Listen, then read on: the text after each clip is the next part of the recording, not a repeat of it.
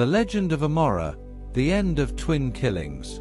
In the shadow of a curse that demanded the lives of innocents, one woman's courage ignited a revolution. As the night air crackled with fear and whispers of the past, Amara's heart raced with a daring choice: to flee into the darkness with her newborn twins or to challenge a fate written in blood. Like and subscribe. Long ago, in a remote African village named Umachis, there was a belief that twins were an abomination, a curse sent by the gods to punish the people. The villagers thought that when twins were born, it meant the land would suffer famine, disease, or disaster. For generations, every set of twins born in Umachis was immediately taken to the dark forest to be killed.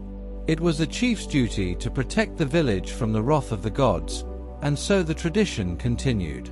In this village lived Amara, a strong young woman known for her kindness and bravery.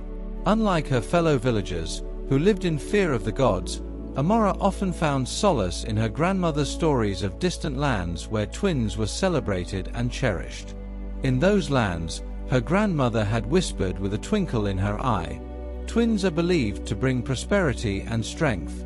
These tales filled Amara's heart with hope, but also with a deep-seated fear of the oppressive traditions that ruled her own village.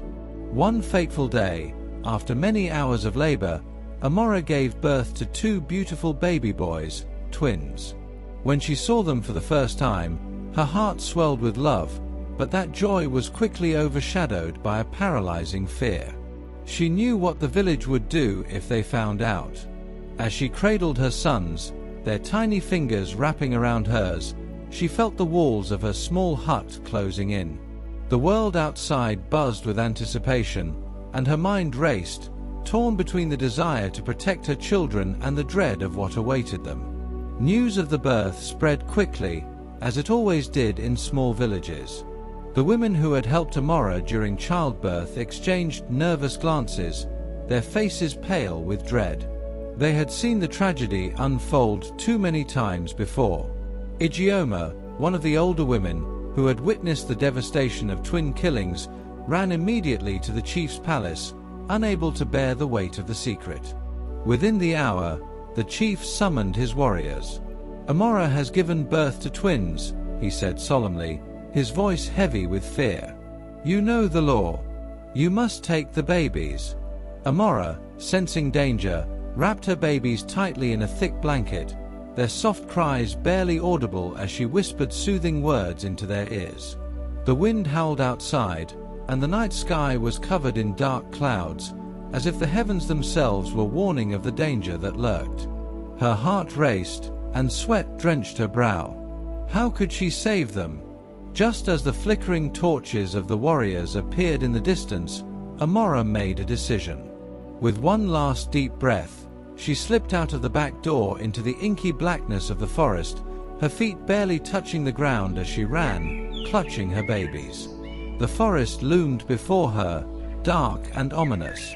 Tall trees stretched high into the sky, their twisted branches forming grotesque shapes in the dim moonlight. Every step felt like a gamble, one wrong move, and she could trip, alerting the warriors. As she ventured deeper into the forest, she felt the chill of the night air biting at her skin. The twins stirred in her arms, sensing their mother's fear, their soft whimpers threatening to give them away. Behind her, the warriors reached her hut. They kicked open the door, expecting to find the twins in their mother's arms. But the room was empty. One of the warriors, Ogbo, snarled in frustration. "She has fled," he spat, turning to his companions. "Search the village. She cannot have gone far." The warriors spread out, their torches casting eerie shadows as they combed the village. They checked every hut, every corner, and even the fields. They questioned the villagers, who could only shake their heads in confusion. Amara and her twins were nowhere to be found.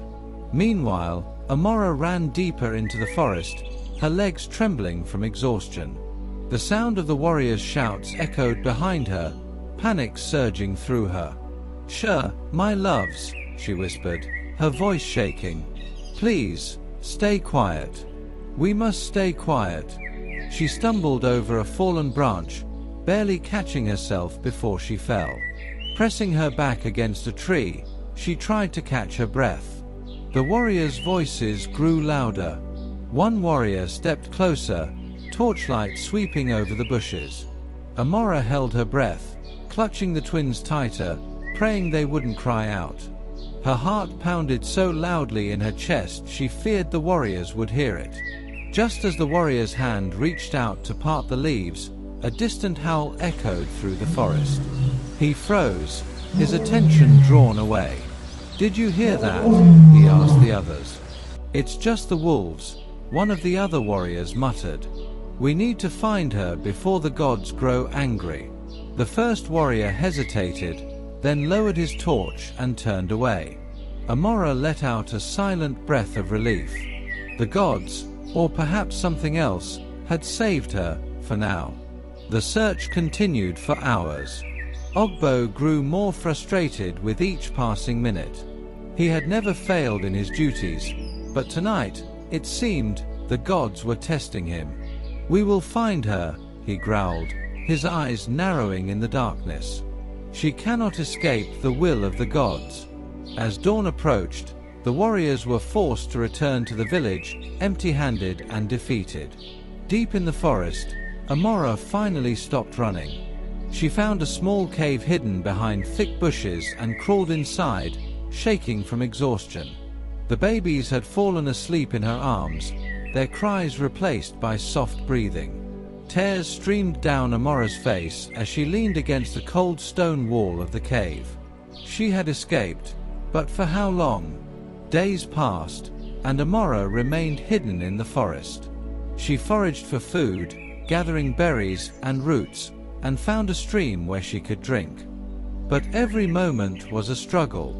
The nights were cold, and the twins often cried from hunger. Amara's heart broke every time she heard their cries, but she couldn't risk going back to the village for help. The villagers were too afraid of the gods to defy the chief's orders. Back in the village, the chief grew impatient. The dark clouds above Yumachi's had not cleared, and the villagers were beginning to whisper. They feared the gods were angry because the twins had not been found.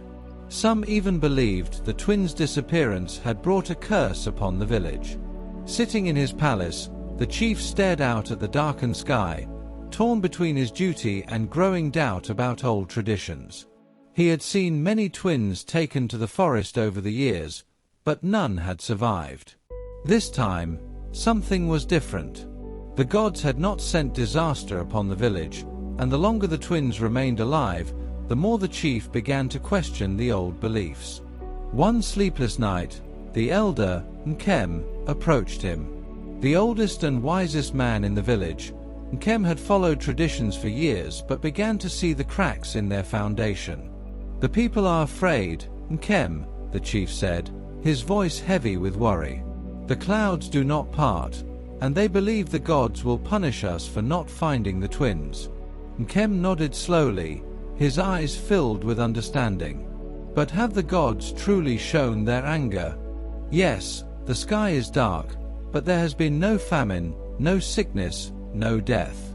Perhaps we have been wrong about the twins. Perhaps they are not a curse." The chief frowned, his hands tightening around the armrests of his chair. "But the people, they fear the gods. If we do nothing, they may turn against me. Or," Nkem said softly, "they may realize the truth. We have followed these traditions for generations, but we have never questioned them. It is time to ask ourselves if we are doing the right thing." The chief sat in silence, his mind racing. Could it be possible that the gods did not wish for the twins to die? Could the old belief have been wrong all along? After weeks of hiding, Amara knew she could not stay in the forest forever. Her sons were growing stronger, but the forest was dangerous. She had to return to the village, but she feared what would happen if she did. Would the chief's warriors take her children? Would the villagers still believe in the curse? One evening, just as the sun began to set, Amara wrapped her babies in a thick cloth and stepped out of the cave. Her legs were weak from days of little food, but determination fueled her steps. She walked through the forest, her heart pounding. As she neared the edge of the village, she saw the flickering lights of the villagers' homes in the distance. Amara took a deep breath and stepped forward, her sons held tightly in her arms. As she entered the village, the people gasped. Mothers pulled their children close, and men whispered among themselves. Fear filled the air, but Amara did not waver. She walked straight to the chief's palace, her steps steady despite the terror gnawing at her heart. When she reached the door, she pushed it open with a strength she didn't know she possessed. The chief and Elden Kem were seated inside, their expressions shifting from surprise to confusion. "Amara," the chief exclaimed. "You." "Please," she interrupted, her voice strong and clear. "I come not to challenge you but to share my truth. These are my sons, and they are not a curse. They are a blessing, a promise of hope for our village. I have hidden them because I feared for their lives, but the gods have not sent punishment upon us. They have sent these boys to help us break free from fear." The chief's brow furrowed. "But the tradition can bind us, but it can also set us free," Kem spoke, stepping forward. "Amara speaks the truth. We have lived in fear for too long. It is time we learn from our past instead of letting it dictate our future." Whispers spread through the gathered villagers as they listened.